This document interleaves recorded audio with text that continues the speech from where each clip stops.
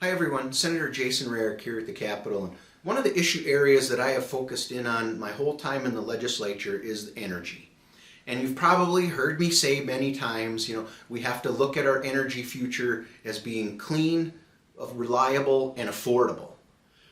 And there's a provision that's coming in front of the committee that the base idea I agree with 100%. And that is reforming the permitting process around transmission lines so that we can bring these projects quicker as our energy future changes and we have more of these sources of electricity coming out there, mainly wind and solar, but some of these other generation options as well. And we know that transmission is a big piece to make that happen and to keep our grid reliable. The problem that I have is this is not the only sector out there that needs permitting reform. We saw how long it took for Line 3 to get permitted and to start. We have watched as the precious metal mines have gone through the ringer trying to get permits in place in northern Minnesota. And I have watched construction companies struggle to meet timelines to get started on construction as they've waited for the Department of Labor to approve permits.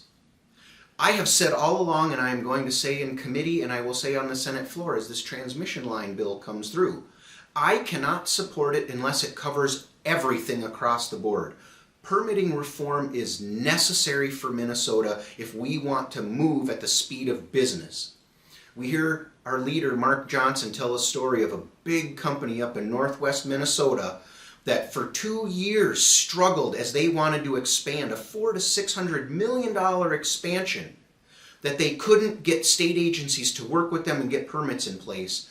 And one day the owner's phone rings and it's the governor of North Dakota who wants to have lunch, shows up with 2 of his commissioners, and within 2 months the process was underway for them to get all their permits, and they built in North Dakota.